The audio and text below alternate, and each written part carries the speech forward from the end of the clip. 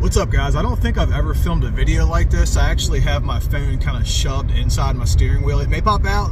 Who knows? I may hit the brakes. I may hit a turn. The phone comes out. I'll just wedge it back in there and continue. But I do want to talk about how I got started posting videos on YouTube and, you know, what that whole thing was like. Because we're talking maybe, and I'm going before all the gaming stuff I started to post, but we're talking maybe 10 plus years ago. So, at the time, you know, YouTube, I remember having maybe a Galaxy S3-ish. We're talking back then, even before then. Equals 3 was on YouTube. You know, that was like one of the viral video things that we would watch. It kind of, I think that was even before Tosh.0. But anyway, I was working in I was in Highlandtown, okay? I was working for a sales company in Highlandtown. It wasn't in Canton. Anyone that's from Baltimore, you'll know what I'm talking about. Okay, Highlandtown, I was working for a sales company. So, to get to the YouTube stuff, other than me watching YouTube videos at work on your phone, because back then you could still watch them on your phone, even back then. There was a guy named Alfonso. Alfonso used to bring his laptop to work. And he'd be doing his work, but he would always have his laptop out, especially on break. I mean, he could multitask and do both things at once, but like on our lunch breaks, like this dude would be glued to his laptop. And I remember one day something happened to his laptop. So he's like trying to hustle and get money from people, and he needs like $300 or $400 at the time. And I remember thinking, like, bro, what's the deal with this? And he was like, I post videos on YouTube. He's like, I get paid a pretty decent amount of money from it too. And I was like, interesting. He was like, yeah, you think I pay? He's like, bro, I got 3 kids. I got a girl, and she got a couple kids, and it's a whole lot going on in my house. So, you know, I just kind of do this for money. So I thought that was really interesting, and I would watch him kind of do this at work. And the website he was posting videos on was a website, it was World Star Hip Hop. And at the time, I'll tell you about a video he posted. There was a video, it was a news video. This guy Alfonso, his big thing was reposting news stories and then reposting them on World Star Hip Hop. And he would just collect, you know, royalties from that. And the same thing with YouTube. Back in the day, you could instantly partner with YouTube. Didn't need 1,000 subs or watch time hour or whatever all the qualifications are for that. You could just partner with YouTube with a brand new account and then post content. And if you get a viral video, you could make some money off that. And this guy would do just that. And he would post on World Star as well. And I saw some of the money he was making from this. I thought it was pretty interesting. I remember one time he showed me his Google AdSense account, and it had like a few $1,000s in it. And when he showed me that, I mean, this is like a hood dude, like I'm painting a bad picture of this guy. This guy was a family man, but this guy was like straight hood, right? Awesome guy, right? Great guy, but he had to do what he had to do to make money, and I completely understand that. And it got my attention, so I'm asking him one day at work. It was a Friday, I think, and anyone that knows me, I don't drink alcohol. And I remember one Friday at work, I was like, hey, bro, and he didn't live far from me. I was like, hey, can you show me like how to make videos on YouTube and post them like you do? I'm interested. This is pretty interesting to me. So I remember he was like, all right. He was like, I'll do that. He was like, I'll come over Saturday morning, just buy me a 5th of Henny. I was like, that's it? All right. So he came over, he started drinking. I don't like when people get drunk around me, when they start like talking a lot and like acting real, bumping into you and start touching you and shit. I don't like that shit. But he got like that, but at the same time, like he made my Gmail account for my YouTube channel and set everything up, set my whole YouTube channel up, fucking linked my AdSense to, you know, got all the AdSense shit squared away. He did all that for a 5th of Henny, right? So, got that squared away. So now my thing was to post street content, Baltimore street content. You know, people ODing, hookers on the corner, you know, just all the crazy stuff that you could, if you ever seen The Wire, you know, that kind of shit, right? So I want to post Baltimore street content. I started doing that, and I started seeing results just like Alfonso, and he thought what I was doing was kind of cool, right? And I still have some of the more tame videos that are actually up on my channel. They're probably going to be some of my earliest videos on this channel. Back then, I didn't go by Baltimore Retro Gaming. I had a different channel name. But anyway, so in the wild west of YouTube, everyone's posting videos, and just over time, multiple videos started getting taken down for a variety of reasons. Honestly, I was just posting content that you, especially in this day and age, you absolutely cannot post. If I was walking down the street and there was a crime taking place in front of me, I'm getting it on video, right? And I know that's fucked up, right? And I'm going to try to do it in a way where I'm not incriminating anybody. I don't think I'd ever get an actual video of somebody committing a crime, but I will tell you the craziest crime that I did see, and I really wanted to kind of catalog this, but I couldn't without getting the guy in trouble. But there was a guy that was flying on a motorcycle, and there was like 3 helicopters. I'm actually driving to a video game store. There might be a jump cut here where I go in the video game store and they come out. But so this guy, he's flying on this motorcycle. He's running from like 3 helicopters, right? Like helicopters, right? And there was cops on the street too. Anyway, this guy ends up there's like a warehouse kind of next to where I was working at. And this is like in the city. This is like all street blocks.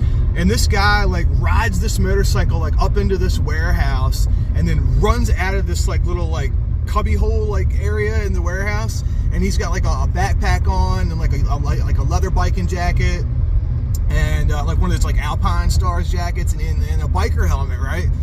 So we're on smoke break, or I think it was a smoke break that we were having, right? My manager at the time of this business I was working for, he's sitting in his car with another coworkers. They're smoking cigarettes, and he has an SUV. This dude dives under the SUV with the backpack on and then the biker jacket and the helmet. This dude whips out a whole 3-piece suit, right, and throws that shit on and throws the biker helmet, and he might have actually left the clothes underneath my boy's car, right? But this motherfucker throws on a 3-piece suit and starts just walking down the street. At that time, there's 3 roads that lead into this kind of place where my boy was parked at.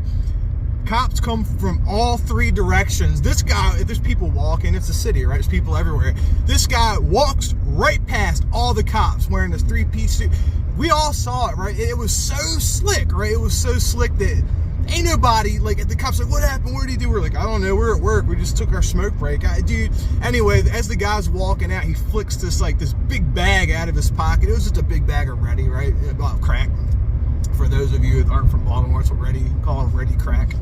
So this guy flicked out this big bag of Ready, right? And I don't know if that's why he was running from the cops. I mean, this is gonna sound bad, but a bag of crack out here in Baltimore, it's not really that big of a deal. That's something you might get a weekend in jail for, or something like that, or a recon, and then nothing will come of it. It's not that big of a deal out here, so definitely not something you'd be running from the cops for. So it had to have been more than that, and I don't know what the circumstances were in that situation, but it was really interesting. And if anyone was there, sees this video, enjoy, right? Bring back some old memories. There's quite a few of us out there when that happened. But man, oh man, would it have been great to get that on video, at least some of it on video. Maybe the cops picking up the bag of crack after the guy flicked it out. Maybe that would have been cool.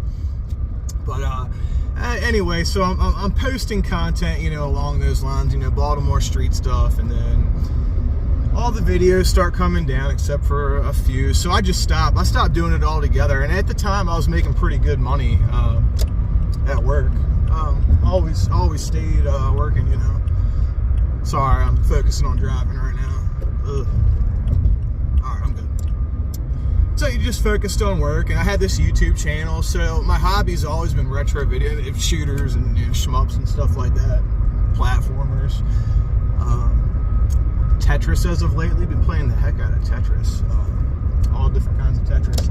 But just started posting YouTube videos because there's a few gaming people that I know out here in Baltimore, but I just wanted to kind of get out there and meet some fellow gamers. And some of my earliest interactions on YouTube, or maybe about gaming on the internet, would be one guy, he's kind of big right now in the shooter community, Shmup Junkie. He was one of the first people I remember communicating with about shooters back then. He wasn't called Shmup Junkie. He was Turbo Thunder 16. Actually, as a matter of fact, he aired a video today. It was a premiere of a SNES shooter video, and during the premiere I dropped in the comments like, hey, don't nobody post shooter videos like Turbo Thunder, and he was like, ah. So I thought that was a pretty cool throwback right there. But yeah, Turbo Thunder. And then as far as just playing YouTube's concerned, gaming off the grid, where I think we all started like right around the same time.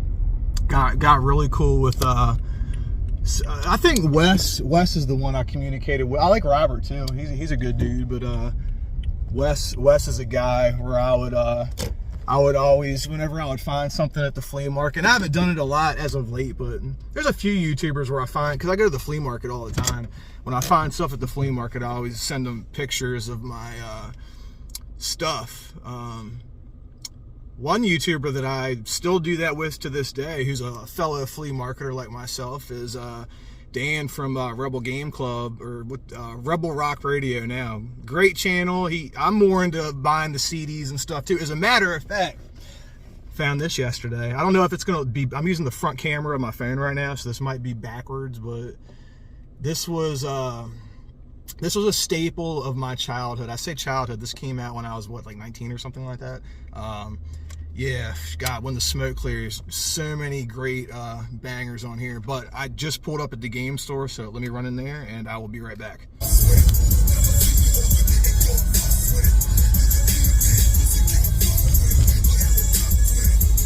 mug ain't bad.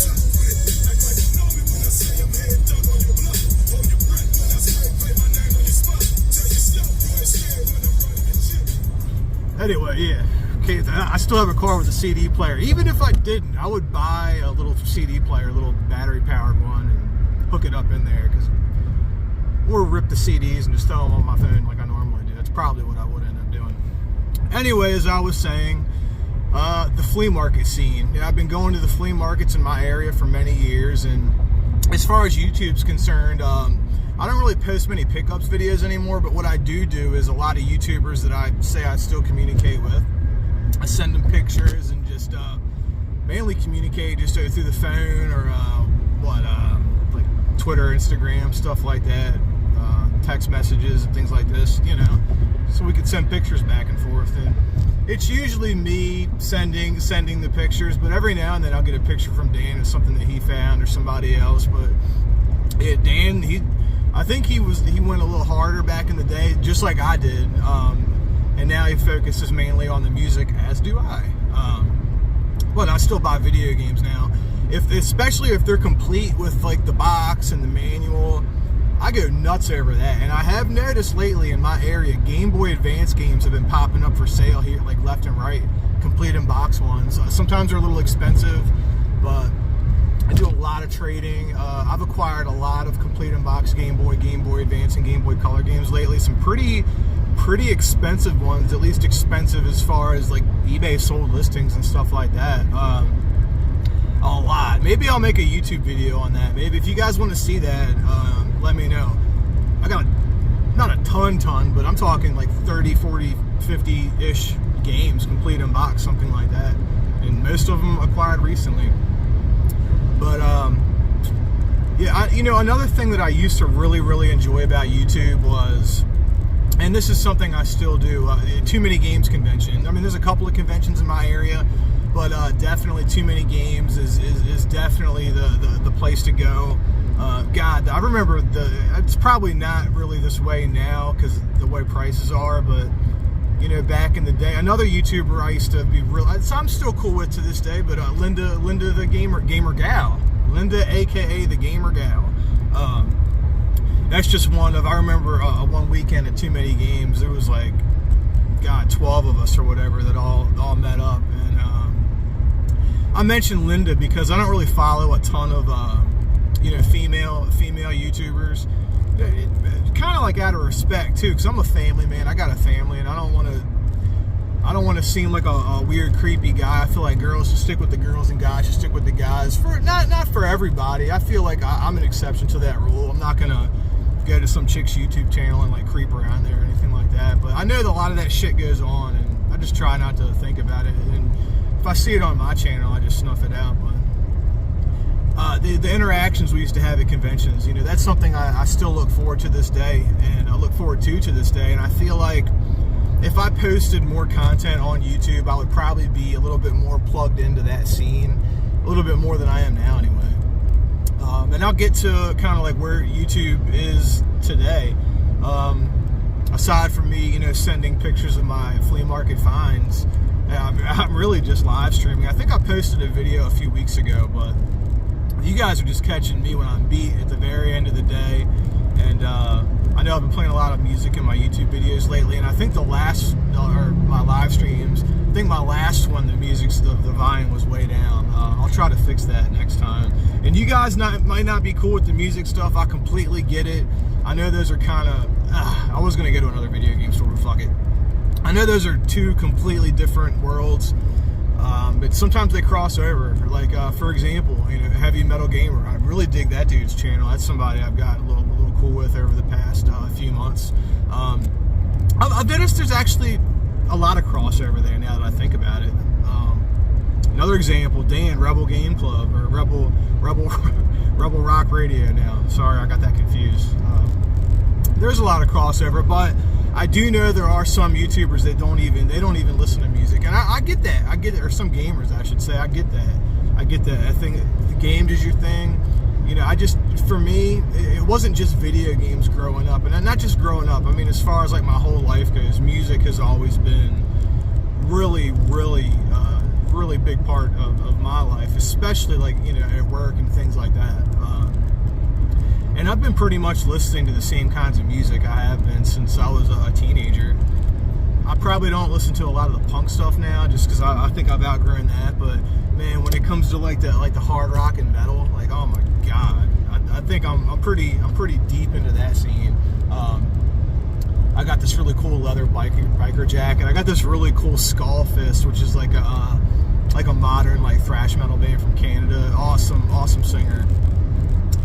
But I got this awesome like Skull Fist patch. I'm gonna try to sew on the back of my leather jacket. I know it's gonna be a bitch, but I do have a couple leather sewing needles. But my hands are all jacked up from work, so I don't know how good that's gonna work out. But I do plan on getting a jean vest, like one from a Goodwill or something, and throwing all my favorite patches from all my favorite metal bands on the jean vest. I could wear that over top the jacket and be good there. But yeah, YouTube.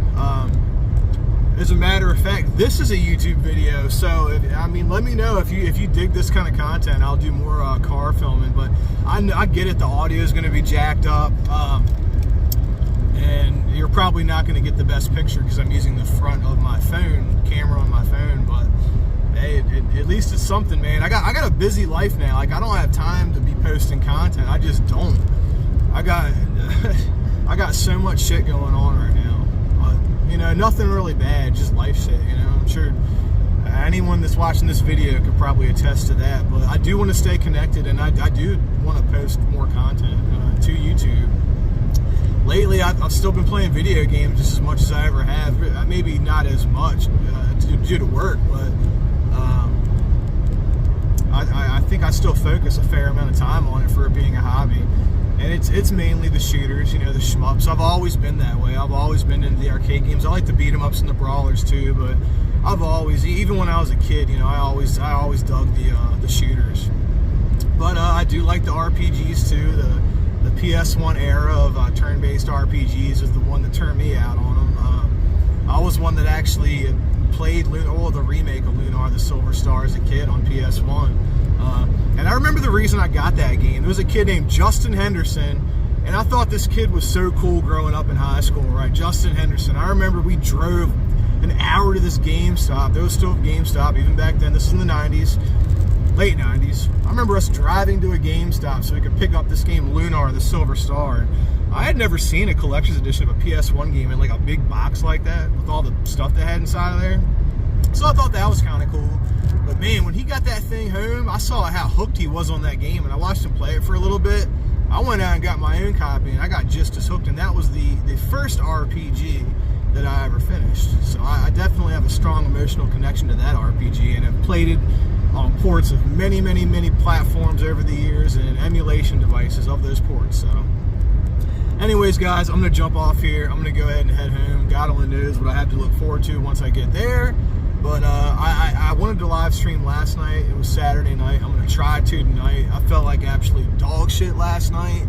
But again, I got that 3-6 album. That's like the only one that I don't have. And it's also the best one.